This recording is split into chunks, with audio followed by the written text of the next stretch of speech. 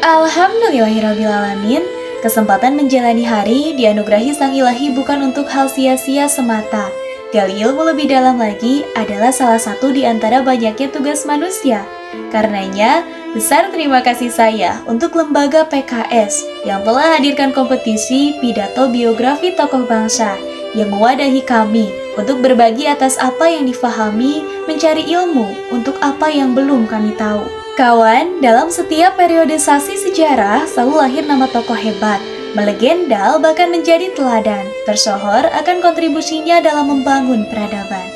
Lalu, apa kaitannya dengan perempuan cantik berhijab panjang itu?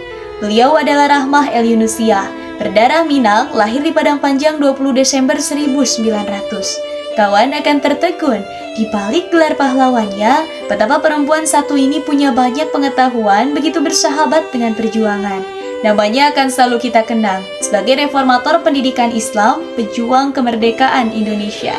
Sejarah mencatat Rahma sebagai tokoh inspiratif bangsa Kartini dari tanah Sumatera. Berkat seluruh jasanya dalam memperjuangkan hak perempuan, pendidikan, juga dharma baktinya bagi umat dan peradaban. Kepeduliannya terhadap itu semua tergambar jelas melalui didikan ibunya Rafi'ah serta ayahnya, Muhammad Yunus, pemuka agama kala itu. Terbukti dengan kepiawaian Zainuddin, yaitu saudara Rahmah, yang berhasil mendirikan serta mengelola Diniyah School, berkat ketekunannya menimba ilmu di surau-surau Minangkabau. Maka Rahmah tak jauh beda ceritanya. Pada zaman perempuan masih dilemahkan, Rahmah bertekad untuk membangun sekolah khusus perempuan Islam pada masanya. Hingga 1 November 1923, sekolah itu berdiri, dinamai Diniyah Putri, sekolah muslimah pertama Indonesia yang kemudian ramai jadi perbincangan. Cibiran, tantangan, gunjingan, segala gugat pemuka adat menjadi lecut agar Rahmah tetap semangat. Di tahun berikutnya, Zainuddin Labai El Yunusi meninggal di usia muda. Namun jangan kira kisah Diniyah usai sampai di sana. Meski langkah sang kakak tak lagi dapat menyertai, perempuan satu ini tetap melaju tiada henti walau harus mengupayakannya seorang diri. Seperti pada 28 Juni 1926, gempa bumi berhasil meruntuhkan Diniyah Putri. Dalam misi mengumpulkan 5.000 gulden untuk pembangunannya kembali, Rahma, seorang diri, berjalan kaki naik pedati menyambangi berbagai negeri. Bis kota hingga kapal tua menjadi saksi bisu perjalanannya menuju Selat Malaka. Mengembara ke Pineng, Selangor, Kedah dalam 3 tahun lamanya. Pada tiap tempat yang ia kunjungi, Rahma mengajak umat muslim untuk mau berkorban demi pembangunan yang mengakomodasi para putri mempelajari agama yang mereka cintai. Kalaulah dapat, Rahma kirim itu ke Padang Panjang. Dalam suratnya tertulis, untuk pembangunan Diniyah tertanda Rahma. Ya, hidup seorang Rahma boleh dikata hidup yang bernyali dan bertaring. Semasa hidupnya, beliau banyak menduduki jabatan penting seperti Komandan TKR Padang Panjang, anggota Kongres SKIS, anggota Partai Persatuan Muslim Indonesia, anggota organisasi ADI, anggota DPR Partai Masyumi, hingga ia menarik diri dan bergerilya di tengah rimba bersama para tokoh PRRI juga jabatan penting yang lainnya. Kepiawaiannya dalam berorasi mengantar beliau untuk terlibat aktif, bahkan mengetuai gerakan penolakan ordonansi sekolah liar, sebuah kebijakan Belanda yang amat merugikan pendidikan Indonesia pada tahun 1933. Di tahun 1935, Rahmah kembali terdengar suaranya dalam upaya kampanye pengenaan hijab pada Kongres Perempuan di Jakarta. Di lain kisah, kiprah Rahma kembali dicatat sejarah tatkala beliau menjemput perempuan-perempuan Minang yang diculik oleh tentara Jepang.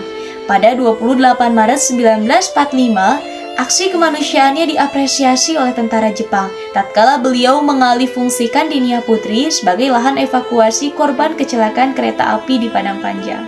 19 Agustus 1945, kabar proklamasi kemerdekaan Indonesia tiba di Padang Panjang.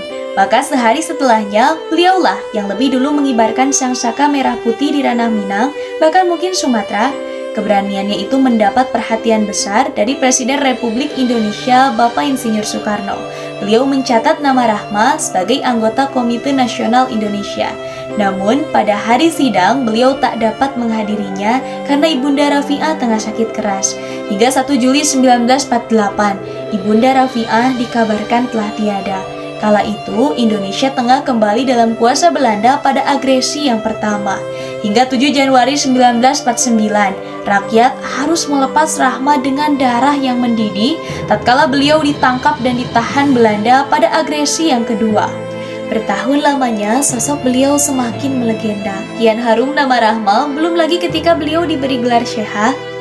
Ya, dikutip dari buku Perempuan yang Mendahului Zaman, usai kunjungan Dr. Syekh Abdurrahman Taj pada 1955, Rahma diundang ke Al-Azhar. Undangan itu ditepatinya setahun kemudian selepas menunaikan ibadah haji ke Mekah. Di tengah lautan ilmu universitas tersebut, para guru besar melalui rapat lengkap sebelumnya memutuskan untuk memberi gelar Syekhah pada Rekayo Rahma El Yunusiah.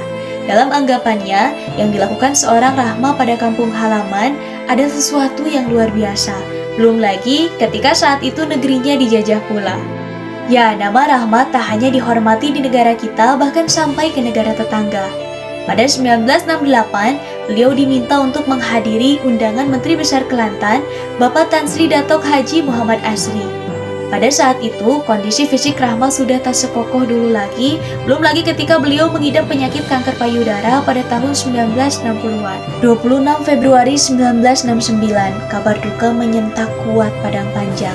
Rekayo Rahma sang legendaris itu berpulang selamanya. Kabar ketiadaannya menggema seluas-luasnya, disampaikan melalui siaran radio hingga dimuat pada halaman pertama koran angkatan bersenjata dengan judul "Di bawah rintik hujan, jenazah Rahma El Yunusiah dimakamkan". 69 tahun sudah, beliau mendedikasikan dirinya untuk pendidikan dan baktinya bagi umat dan peradaban.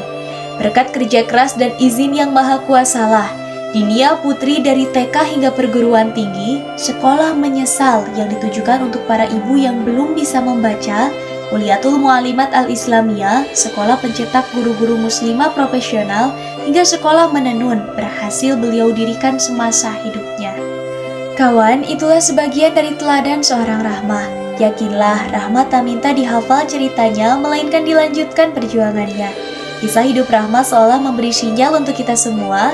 Berbahagialah bersahabat dengan perjuangan, yang lesu mari menggebu, yang terkapar mari berkobar. Tiada peran kecil pada tiap-tiap kita, lakukanlah sebaik-baik yang bisa.